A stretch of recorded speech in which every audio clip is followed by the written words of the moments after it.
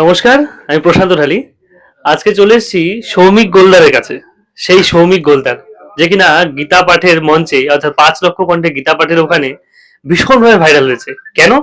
ও নাকি সেই প্যাটিস বিক্রেতাকে মেরেছে এবং সেই প্যাটিস বিক্রেতাকে নাকি লাথি মেরেছে, ঘুষি মেরেছে, নানা রকম ভাবে বিভিন্ন নিউজ চ্যানেল, ফেসবুক বলুন, বিভিন্ন চ্যানেলগুলোতে বিভিন্নভাবে তার নামে যে প্রচারগুলি করেছে। আসলে কি সৌমিক গোলদার সেদিন ওই ভেতু ভয় মানে ভদ্র বা অভদ্র লোক যাই বলি না কেন, তাকে কি লাথি মেরেছিল? চলুন তার মুখ থেকে আজকে জেনে নি সত্যি কথাটি। নমস্কার। হ্যাঁ, সেদিন কি তুই লাথি মেরেছিস ভাই? লাথি না মেরেই লাথির ভাগীদার হয়ে গেছি। আচ্ছা। সেদিন ঘটেছিল 7 তারিখ। আমি আগের দিন ঠিক রাতে মানে 6 তারিখে 6 তারিখ থেকে আমি ওখানে ছিলাম। সারা রাত ঠান্ডার ভিতরে যারা কাজ করছিলেন কাজ দেখছিলাম এবং 7 তারিখ সকাল থেকে গীতা পাঠ শুরু হয়।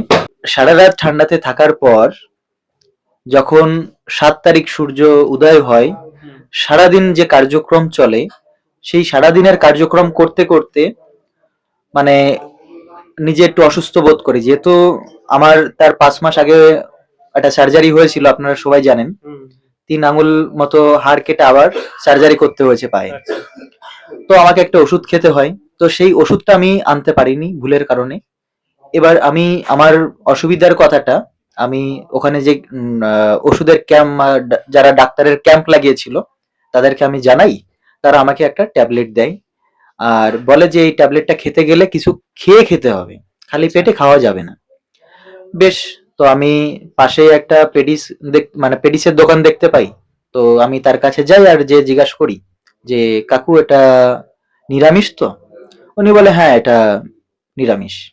সেটা আমরা ভিডিওর মধ্যে দেখছিলাম যে জিজ্ঞাসা করছিলি তুই। হ্যাঁ।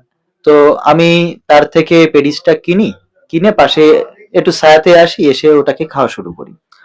অর্ধেকটা মতো খেয়ে ফেলেছি, তখন দেখি আমার মুখে হঠাৎ করে চিকেন পড়েছে। আচ্ছা। তো আমি তাৎক্ষণিক ওটাকে খুলে দেখি চিকেন। তো আমি ওটা ফেলে দিই এবং সে কোনো অসুবিধা নেই।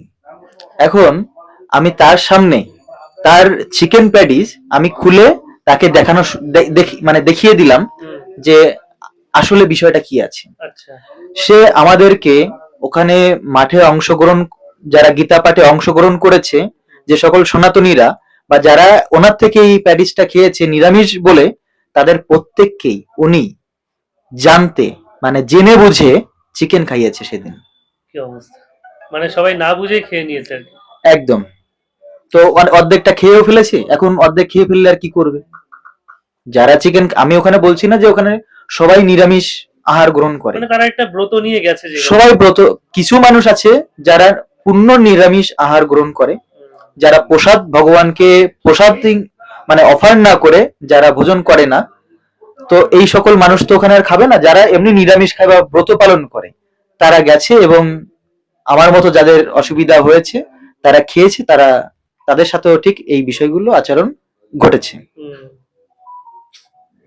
তার মানে আসল বিষয়টা হলো যে ওর বক্তব্যটা হচ্ছে সেদিন যেহেতু ওখানে যারা উপস্থিত ছিল তাদের মধ্যে অনেকেই হয়তো চিকেন খায় বা মাছ খায়, খেতেই পারে, সবাই অনেক রকম অনেক কিছু খেতে পারে, কিন্তু ব্যাপারটা হচ্ছে সেদিন ওখানে গীতা পাঠের মঞ্চে যারা গেছে তারা বেশিরভাগ মানুষ গেছে উপবাস করে, ধর্ম পালন করতে গেছে। কেননা ভগবত গীতাকে আমরা সেই মর্যাদায় মানি, ভগবত গীতা আমাদের কাছে সেই পূজ্য, কেননা ভগবান শ্রীকৃষ্ণের মুখ নিঃসৃত বাণী।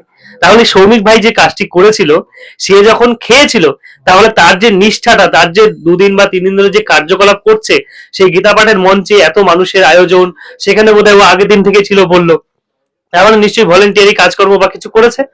সে যখন একটা কাজ করছে সেখানে তার নিষ্ঠাটা পুরো ভঙ্গ হলো, এরকম হাজারো মানুষের নিষ্ঠা ভঙ্গ হয়েছে, তাহলে ওই প্যাটিস বিক্রেতার কি দোষ নেই? আপনারা বলুন তো, কেন সে বললো যে চিকেন প্যাটিস? তাহলে প্রথমেই বলতে পারতো যে আমি চিকেন প্যাটিস বিক্রি করছি ভাই, তোমরা খেও না, তাই না? এখানে একটা ভক্তির স্থান, সেটা জিজ্ঞাসা করতে পারতো, কিন্তু সেটা না, সে প্রথমেই বলছে ভেজ প্যাটিস। তাহলে ভাবুন, এইভাবে যদি মানুষকে বোকা বানানো হয়, এইভাবে যদি মানুষকে মানে নিজের ভুল বুঝিয়ে ইচ্ছাকৃতভাবে মানুষকে বিকৃত করা হয়, তাহলে কি হতে পারে? তাহলে এই ঘটনা যদি ঘটে, তাহলে সৌমিকের দোষটা কোথায় আপনারা বলুন তো? আর যেহেতু ওর একটি পা নেই এবং একটি পায়ের উপরে দাঁড়িয়ে কি করে সে লাথিটা মারে বলুন তো? মানে কি স্ট্যান্ডের উপরে দাঁড়িয়ে উড়ে উড়ে লাথি মারবে নাকি? আমি তো সেটাই বুঝতে পারছি না। এটাই ভাইরাল হচ্ছে যে একটা মানে এরকম ভাবে লোকে বলছে যে ঘোড়ার একটি ঠ্যাং আছে, আরেকটি ঠ্যাংও দিয়ে দেবো, এরকম কেউ কেউ পোস্ট করছে, দেখছে হাসছি যে সৌমিককে তো চিনি আমরা অনেকদিন থেকে, যে ছেলেটি এক পায়ে দাঁড়িয়ে আবার একটি পা নেই, সে কি করে দুটো স্ট্যান্ডের উপরে দাঁড়িয়ে আরেকটা পা দিয়ে লাথি মারবে? আপনারাই ভাবুন, আপনি এক পা যদি উঁচু করে রাখেন আরেক পা দাঁড় করিয়ে পারবেন?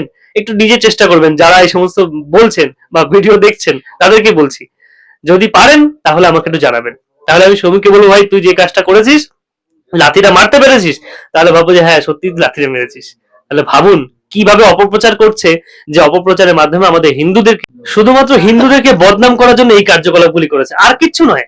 এই যে গীতা পাঠ হয়েছে, লক্ষ লক্ষ মানুষ যুক্ত হয়েছে, সেখানে কোনো পার্টির যা ডাকে যায়নি, সব সাধারণ মানুষ গিয়েছে শুধুমাত্র গীতা অর্থাৎ তার প্রতি শ্রদ্ধা, যেহেতু ভগবান শ্রীকৃষ্ণের মুখনিসৃত বাণী যা আমরা প্রতিনিয়ত পালন করি।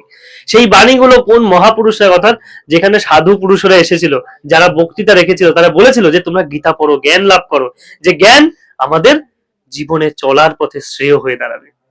তাই সেই গীতাকে বদনাম করা অত সহজ নয়। আমরা সকল হিন্দুরা বুঝতে শিখেছি এবং আমরা সকলে বুঝবো এবং আমরা সকলে হিন্দুর পাশে অবশ্যই থাকবো। ভালো থাকবেন, ধন্যবাদ।